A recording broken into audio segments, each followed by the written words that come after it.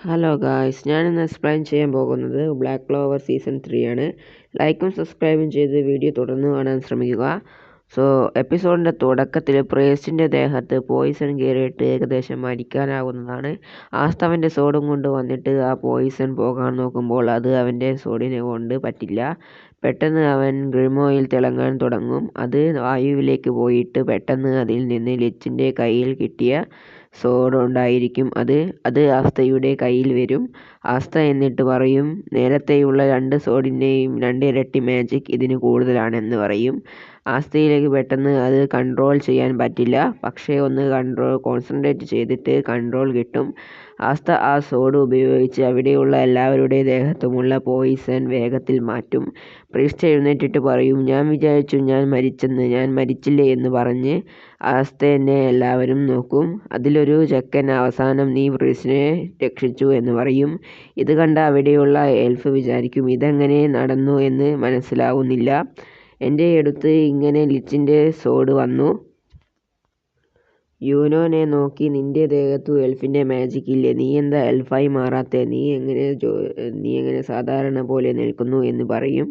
ആസ്തേനോട് ചോദിക്കും, നിനക്കൊരു മാജിക് എബിലിറ്റീസും ഇല്ലല്ലോ, പിന്നെ നീ എങ്ങനെ ലിച്ചിൻ്റെ വാൾ യൂസ് ചെയ്തു? ലിച്ചിൻ്റെ വാൾ യൂസ് ചെയ്യുന്നത് അത്ര സിമ്പിൾ കാര്യമൊന്നുമല്ല. നീ എങ്ങനെ അവൻ്റെ മാജിക്കിനെ ഓവർകം ചെയ്തു? എന്താണ് ഇവിടെ നടക്കുന്നത് എന്ന് ഒന്നും മനസ്സിലാവുന്നില്ല. അവൻ ഭ്രാന്തനെ പോലെ നിൽക്കും. പിന്നീട് കാണിക്കുന്നത് ഒരു ഫ്ലാഷ് ബാക്ക് ആണ്. അവിടെ നിൽക്കുന്ന അവൻ്റെ പേര് ലിജിറ്റ് എന്നായിരിക്കും. അവൻ ലിച്ചിൻ്റെ കല്യാണത്തിന് അവിടെ കണ്ട പൂക്കൾ സമ്മാനമായി കൊടുക്കുമെന്ന് വിചാരിക്കും. അപ്പം പുറകിൽ നിന്ന് ആയ എന്ന് എൽഫ് വന്നിട്ട് പറയും, വേണ്ട, ആ പൂക്കളെ കാണാൻ പേടിയായിട്ടുണ്ട്. അപ്പം ലിച്ച് അവിടെ വന്നിട്ട് പറയും, ശരിക്കും പറഞ്ഞാൽ ഇതാണ് നമ്മളും മനുഷ്യരും തമ്മിലുള്ള ബന്ധം. മനുഷ്യന്മാരുടെ വിചാരം നമ്മൾ അവർക്ക് ത്രെഡ് ആണെന്നും ഡേഞ്ചേഴ്സ് ആണെന്നും ഉള്ളതാണ്. നമ്മളുടെ വിചാരം അവർ നമുക്ക് ഡേഞ്ചേഴ്സ് ത്രെഡും ആണെന്നുമുള്ളതാണ്. പിന്നീട് പ്രസൻ്റ് ആയിരിക്കും കാണിക്കുന്നത്. ആ സമയം ലിജിറ്റിന് നല്ല ദേഷ്യം വന്ന് പവർ കൂടും. അപ്പം ആസ്ത ഓർക്കുന്നത് കഴിഞ്ഞ സീസണിലും ഇതേപോലെ തന്നെ എൽഫുകൾ പവർ ആയിട്ട് നിൽക്കുന്നതാണ്. അപ്പം യൂനോ പറയും, നമുക്ക് അവൻ്റെ പെയിനിൽ നിന്ന് വിടാമെന്ന് പറയും. ആസ്തയ്ക്ക് ചെറിയൊരു ഓപ്പണിംഗ് ക്രിയേറ്റ് ചെയ്തു കൊടുക്കും. ആസ്ത അവൻ്റെ വാൾ ഉപയോഗിച്ച് റീഇൻകാർണേഷൻ സ്പെല്ലിൽ ബ്രേക്ക് ചെയ്യും. ഇതുകണ്ട യൂനോ ഞെട്ടി നിൽക്കും. ഇവന് ഇതൊക്കെ ചെയ്യാൻ പറ്റുമോ എന്ന് ചിന്തിക്കും.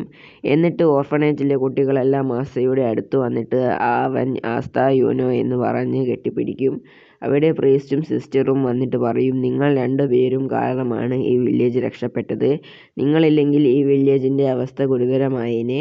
അപ്പം സിസ്റ്റർ ലില്ലി പറയും, നിങ്ങൾ ശരിക്കും അങ്ങ് വളർന്നു പോയെന്ന് പറയും. പിന്നീട് പ്രീസ്റ്റ് ചോദിക്കും, എന്താണ് ഇവിടെ സംഭവിക്കുന്നത്? ഒന്നുമില്ല, ഇനിയും ഇവിടെ എൽഫുകൾ വന്നാലോ, ചിലപ്പം ഇവർ തന്നെ മാജിക് നൈറ്റ്സ് ആണെന്ന് പറഞ്ഞ് അവരുടെ അടുത്തേക്ക് ചെന്നാൽ പിന്നെയും ആപത്താവും. പിന്നീട് കാണിക്കുന്നത് ക്ലോവർ കിണ്ടത്തിലെ രാജാവിനെയാണ്. രാജാവ് 2 പെണ്ണുങ്ങളുടെ മടിയിൽ കിടന്ന് ഉറങ്ങുകയായിരിക്കും. രാജാവിൻ്റെ അടുത്ത് ഒരു സെർവൻ്റ് വന്നിട്ട് ക്ലോവർ കിണ്ടത്തിൽ സംഭവിച്ച കാര്യങ്ങൾ പറയും. അപ്പം രാജാവ് പറയും, ഇതൊക്കെ നീ എന്നോട് പറയുന്നേ, നീ വിസാർഡ് കിങ്ങിനോട് ചോദിക്കാൻ പറയും. അപ്പോൾ അവൻ പറയും, വിസാർഡ് കിങ് ജൂലിയസിനെ കാണുന്നില്ല എന്ന് പറയും. അപ്പോൾ രാജാവ് പറയും, ഇതാണ് എൻ്റെ സമയം. രാജാവ് പെട്ടെന്ന് എല്ലാ ടീമിലെയും ക്യാപ്റ്റൻസിനെയും ഇങ്ങോട്ട് വിളിക്കി. അവൻ പറയും, മിക്ക ടീമിലെയും ക്യാപ്റ്റൻസ് എൽഫുകളായി മാറി നമ്മളെ തന്നെ ആക്രമിച്ചു കൊണ്ടിരിക്കുകയാണ്. പിന്നെ മറ്റൊരു വിവരം, ജയിലിൽ നിന്ന് ഗ്രീസ് പുറത്തിറങ്ങിയിട്ടുണ്ട് എന്ന് കേട്ടു. അവനാണെങ്കിൽ അവൻ്റെ ടീമിനെ വിളിച്ചു കൊണ്ടുപോയിട്ട് സിറ്റി ഒന്നുകൂടെ നശിപ്പിച്ചു കൊണ്ടിരിക്കുകയാണെന്ന് പറയും. പിന്നീട് കാണിക്കുന്നത് ആയയാണ്. അവൻ നമ്മളുടെ ആളുകൾ കാര്യങ്ങളൊക്കെ കൃത്യമായി ചെയ്തല്ലോ എന്ന് പറയും.